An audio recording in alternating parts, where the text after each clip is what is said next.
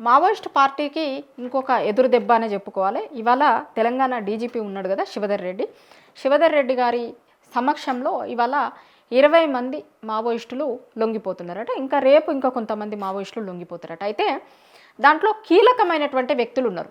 ఇదే ఇప్పుడు మావోయిస్టు పార్టీకి పెద్ద ఎదురు దెబ్బ అని ఎందుకు అంటున్నారు అంటే దాంట్లో కీలకమైనటువంటి వ్యక్తులు ఉన్నారు కాబట్టి. రాజిరెడ్డితో పాటు బర్సా దేవా అనే విషయం మనం ఈ మధ్యకాలంలో చాలాసార్లు విన్నాం. ఈ పేరు చాలాసార్లు విన్నాం. హిడ్మా ఎన్కౌంటర్ తర్వాత మరీ ముఖ్యంగా చాలా సందర్భాలలో విన్నాం. హిడ్మా చేసే పనులన్నీ కూడా ఇప్పుడు దేవా చూస్తున్నాడు, ఆ బాధ్యతలన్నీ దేవాకు అప్పజెప్పిర్రు, ఇట్లాంటివి చాలా సందర్భాలలో మనం విన్నాం. మావోయిస్టులకు సంబంధించినటువంటి వార్తలు విన్న ప్రతిసారి కూడా ఈ పేరు ఈ మధ్యకాలంలో బాగా వింటున్నాం మనం. ఈయన పార్టీ గెరిల్లా లిబరేషన్ ఆర్మీ చీఫ్గా కూడా ఉన్నాడట. అట్లాంటి కీలకమైనటువంటి నేత ఇవాళ లొంగిపోతున్నాడు కాబట్టే మావోయిస్టులకి ఇంకొక ఎదురు దెబ్బ లాంటిది అనేది చాలామంది చెప్తున్నారు. అయితే ఈయన కూడా హిడ్మాకి సంబంధించిన అదే ఊరు, హిడ్మాది ఈయనది ఒకటే ఊరు. హిడ్మా పువర్తి విలేజ్ నుంచి ఉన్నారు కదా. ఈ దేవా కూడా అదే ఊరికి సంబంధించినోడు. ఇప్పుడు మొన్న హిడ్మా ఎన్కౌంటర్ జరిగిన తర్వాత ఆయన పేరు చాలా సార్లు చర్చలోకి వచ్చింది. గతంలో రాజిరెడ్డికి సంబంధించిన ఇష్యూ కూడా వచ్చింది కదా, ఎన్కౌంటర్ అయిందని, లేకపోతే పోలీసుల దగ్గర ఉన్నాడు అని, పోలీసులు ప్రవేశపెట్టాలి బయట అని, ఇట్లాంటి రకరకాల వార్తలు గతంలో హిడ్మా చనిపోయినప్పుడు వచ్చింది. సో వీళ్ళిద్దరు కూడా ఇవాళ లొంగిపోతున్నారు. ఇద్దరు కూడా చాలా కీలకమైనటువంటి వ్యక్తులు. అందులో దేవా అనేటువంటి వ్యక్తి చాలా కీలకమైనటువంటి వ్యక్తి. లొంగిపోవడమే కాక వీళ్ళు ఆయుధాలతో లొంగిపోతారు. ఇవాళ ఆయుధాలతో పాటు దేవా దగ్గర ఉన్నటువంటి 20 లక్షలు ఆయుధాలు అన్నింటితోని ఇవాళ తెలంగాణ డీజీపీ సమక్షంలో లొంగిపోతున్నారు. ఆల్రెడీ వాళ్ళు పోలీసుల హ్యాండ్ ఓవర్లో ఉన్నారు. ఇవాళ 3 గంటలకి ప్రెస్ మీట్ పెట్టి డీజీపీ శివధర్ రెడ్డి ఇంకా కొంతమంది పోలీస్ అధికారులందరూ కూడా ఇవాళ ప్రెస్ మీట్ పెట్టి వీళ్ళని మీడియాకి చూపించబోతున్నారు అన్నట్టు. అయితే ఆపరేషన్ కగార్ జరుగుతుంది కదా చాలా రోజుల నుంచి. మార్చి 31 డెడ్ లైన్ దానికి. ఆపరేషన్ కగార్ కేంద్ర ప్రభుత్వం చేస్తుంది. మార్చి 31 డెడ్ లైన్తో ఇది పనిచేస్తుంది. ఇంకొక 2 నెలలు ఉందనుకోండి, గట్టిగా 2 నెలల టైం ఉంది. ఇంకా కేంద్రం ఏం చెప్పింది, చాలా స్పష్టంగా ఏం చెప్తుందంటే మావోయిస్టుల ఏరివేతనే ధ్యేయంగా ఆపరేషన్ కగార్ను మొదలుపెట్టారు. కేంద్ర మంత్రి అమిత్ షా రకరకాల సందర్భాలలో అయితే లొంగిపోండి లేకపోతే చనిపోవాల్సి వస్తుంది అనేది వాళ్ళు ఓపెన్గా చెప్పిర్రు. దాని తర్వాత జరిగినటువంటి పరిణామాలన్నీ కూడా చూసినాం. మావోయిస్టు సానుభూతి పరులు కావచ్చు, లేకపోతే మాజీ మావోయిస్టులు కావచ్చు, మావోయిస్టు ఉద్యమాలలో పనిచేసి బయటకు వచ్చినటువంటి వాళ్ళందరూ కూడా చెప్తున్నారు 2025 అనేది మావోయిస్టు పార్టీకి చాలా పెద్ద దెబ్బ. వాళ్ళు ఉద్యమాన్ని అంటే కొంత రూపు మార్చుకోవడంలో కొంత ఇబ్బంది అయింది. సో దాంతో అది పార్టీకి చాలా పెద్ద దెబ్బ తగిలింది. 25లో చాలామంది లొంగిపోయారు, లేదంటే చనిపోయారు. ఈ మధ్యకాలంలో చూసినాం కదా మనం, ఆషన్న లాంటి వాళ్ళు లొంగిపోయారు. దాని తర్వాత మల్లోజుల లొంగిపోయిండు. దాని తర్వాత హిడ్మా ఏమో ఎన్కౌంటర్ అయిండు. ఏపీలో రంపచోడవరం అడవులలో ఎన్కౌంటర్ అయిండు కదా హిడ్మా.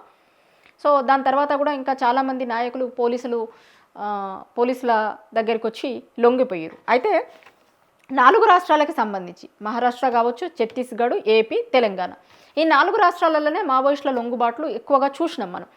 అయితే ఈ 4గిట్లలో ఏపీలో హిడ్మా చనిపోయిండు కాబట్టి ఏపీలో ఎక్కువగా లొంగుబాట్లు దానికి సంబంధించింది రాలేదు. తెలంగాణలో గతంలో లొంగిపోయారు. దాని తర్వాత మహారాష్ట్రలో కావచ్చు, ఛత్తీస్గఢ్లో కావచ్చు లొంగిపోయారు. ఇప్పుడు మళ్ళీ ఒకసారి తెలంగాణ పోలీసుల ముందు దేవా లాంటి వాళ్ళు లొంగిపోతున్నారు. అయితే ఏ రాష్ట్రంలో అయినా సరే ఇప్పుడు మావోయిస్టులు లొంగిపోవడానికి ఒక రాష్ట్రానికి సంబంధించినటువంటి వాళ్ళు ఇంకొక రాష్ట్రంలో లొంగిపోవాల్సి వచ్చినప్పుడు ఏం సమస్యలు వస్తాయి అంటే ఆ రాష్ట్రంలో ఉన్నటువంటి కేసులు ఉంటాయి కదా. ఇప్పుడు ఛత్తీస్గఢ్ అడవులకి సంబంధించి పనిచేస్తున్నటువంటి మావోయిస్టు నాయకులు ఛత్తీస్గఢ్ రాష్ట్రంలో కేసులు నమోదైనటువంటి వాళ్ళు తెలంగాణలో లొంగిపోతే కనుక ఇక్కడి కేసులను వాళ్ళు మాఫీ చేస్తామని చెప్తారు. తెలంగాణలో ఉన్నటువంటి కేసులు మాఫీ చేసే అవకాశం ఉంటుంది, కానీ ఛత్తీస్గఢ్లోనో మహారాష్ట్రలో ఉన్నటువంటి కేసులకి సంబంధించి ఒక క్లారిటీ రాదు అంత తొందరగా. కానీ ఇప్పుడు ఏమవుతుందంటే ఎక్కడికి సంబంధించిన వేరే రాష్ట్రాలలో ఉన్నటువంటి వాళ్ళతో కూడా మాట్లాడతాము. ఎందుకంటే కేంద్రమే పిలిపించింది కదా, ఇది కేంద్రమే లొంగిపోర్రి అని చెప్తున్నది కాబట్టి దానికి సంబంధించినటువంటి ఇష్యూస్ అన్నింటినీ పోలీస్ శాఖ టేక్ కేర్ చేస్తుంది అనేది గతంలోనే ఈ 4 రాష్ట్రాలకు సంబంధించినటువంటి పోలీసులు చెప్తూ వచ్చినారు. కాబట్టి ఇప్పుడు దేవా లొంగిపోవడం కోసం తెలంగాణ రాష్ట్రాన్ని ఎంచుకున్నాడు. ఇది చాలా పెద్ద లొంగుబాటుగా చూస్తున్నారు. ఎందుకంటే చాలా పెద్ద నాయకుడు కదా, ఈయన మీద 2 రాష్ట్రాలలో రివార్డులు కూడా ఉన్నాయి. ఛత్తీస్గఢ్ రాష్ట్రంలో ఈయన తల మీద రివార్డు ఉంది, అట్లనే తెలంగాణ రాష్ట్రంలో కూడా ఉంది. ఛత్తీస్గఢ్లో దగ్గర దగ్గర 30 లక్షలు, ఇంకొక దగ్గర 20 లక్షలు. సో ఇట్లాంటి కీలకమైనటువంటి నాయకుడుగా ఉన్నాడు కాబట్టే ఇప్పుడు దేవా లొంగుబాటు వైపు చర్చ జరుగుతుంది. చాలామంది నాయకులు లొంగిపోయారు, ఇప్పటికీ మల్లోజుల లాంటి వాళ్ళు లొంగిపోయారు, ఇంకా కీలకమైనటువంటి చాలామంది కూడా లొంగిపోయారు. అయితే లొంగిపోవడంతోనే ఈ ఉద్యమం ఏదో అయిపోతుంది అన్నట్టు కాదు, స్వరూపం మార్చుకొని రాబోతున్నాము అనేటువంటిది కూడా గతంలో లొంగిపోయినటువంటి నాయకులు ప్రకటించారు. కొంతమంది రాజకీయాలలోకి రావడం కావచ్చు, లేకపోతే ప్రజాక్షేత్రంలోకి రావడం కావచ్చు, అది ఏ రూపంలోనైనా కావచ్చు, మేము ప్రజలతోనే దగ్గరగా ఉండి ప్రజల సమస్యల మీద కొట్లాడడం అనేటువంటిది ఆగదు, మేము లొంగిపోయినంత మాత్రాన అనేటువంటిది గతంలో లొంగిపోయినటువంటి కొంతమంది మాట్లాడారు. సో హిడ్మా ఎన్కౌంటర్ తర్వాత దేవా లొంగిపోవడం అయితే కొంత పెద్ద దెబ్బనే మావోయిస్టు నాయకులకి అనేటువంటిది, మావోయిస్టు సానుభూతి పరులు కావచ్చు, బయట ఉన్నటువంటి వాళ్ళు కొంతమంది పౌర హక్కుల సంఘం నాయకులు కావచ్చు, లేకపోతే మాజీ మావోయిస్టులుగా చేసినటువంటి వాళ్ళు కావచ్చు చెప్తున్నారు. కానీ ఇది తెలంగాణ రాష్ట్రంలో ఒక పెద్ద లొంగుబాటుగా తెలంగాణకి సంబంధించినటువంటి పోలీసులు కూడా చూస్తున్నారు.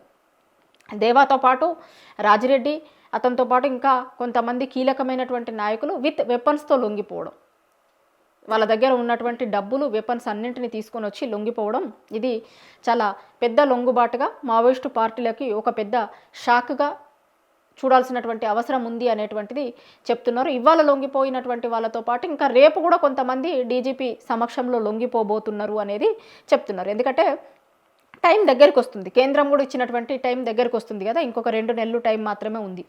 అయితే గతంలో ఇదే తెలంగాణ డీజీపీ శివధర్ రెడ్డి గారు గతంలో ఒకరి లొంగుబాటు సందర్భంగా మాట్లాడినప్పుడు చెప్పారు, 31 వరకే డెడ్ లైన్. ఇప్పుడు కేంద్రాలకి ఒక డెడ్ లైన్, రాష్ట్రాలకు ఒక డెడ్ లైన్ ఉండదు. కేంద్రం ఏదైతే చెప్పిందో అదే డెడ్ లైన్ ప్రకారం మీరు ఆ టైంలోగా లొంగిపోండి.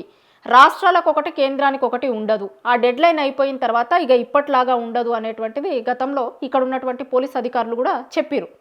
గతంలో కొంతమంది మావోయిస్టులు లొంగిపోయినప్పుడు ఆ డేట్ లైన్ వరకు మాత్రమే లొంగిపోండి, లొంగిపోతే కనుక మీ ఇష్యూస్ ఏవైతే ఉన్నాయో వాటి పట్ల కేంద్రంతో అట్లనే రాష్ట్రంతో చర్చలు జరిపి, అంటే వాళ్ళ మీద ఉన్నటువంటి కేసుల విషయంలో కావచ్చు, లేకపోతే వాళ్ళకి సంబంధించినటువంటి భద్రత విషయంలో కావచ్చు, వాటన్నింటికి సంబంధించినటువంటిది పోలీస్ శాఖ చూస్తుంది అనేటువంటిది చెప్తూ, కేంద్రంకి ఒక డెడ్ లైన్, రాష్ట్రాలకు ఒక డెడ్ లైన్ ఉండదు. 31 తారీఖులోగా ఖచ్చితంగా లొంగిపోండి, లొంగిపోకపోతే తర్వాత ఇక ఇప్పట్లాగా ఉండదు, అన్ని దారులు మూసుకుపోతాయి అనేటువంటిది గతంలో పోలీసులు స్పష్టం చేసిరు.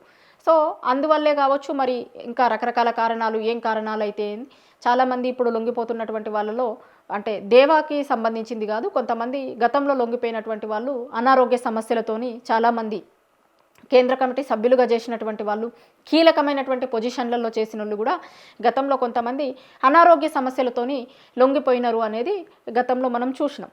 ఇప్పుడు దేవా లొంగుబాటు కొంత మావోయిస్టు పార్టీలకి కొంత షాకు, కొంత సంచలనంగానే ఉంది ఇది దేవా లొంగుబాటు అనేటువంటిది. అయితే ఇంకా మావోయిస్టులకు సంబంధించినటువంటి పెద్ద నాయకులు కూడా ఇంకెవరన్నా వచ్చి రానున్న రోజులలో 31వ తేదీలోపు ఇంకెవరన్నా లొంగిపోతారా, ఇంకా ఇట్లాంటి పెద్ద లొంగుబాట్లు ఉంటాయి అనేటువంటి చర్చ కూడా జరుగుతుంది. ఎట్లా ఉంటుంది అనేది చూడాలి. ఇవాళ అయితే మధ్యాహ్నం 3 గంటలకు డీజీపీ శివధర్ రెడ్డి దగ్గర దేవా, రాజిరెడ్డి ఇంకా కొంతమంది కీలకమైనటువంటి మావోయిస్టు నాయకులు వాళ్ళ ఆయుధాలతో సహా ఇవాళ లొంగిపోతున్నారు.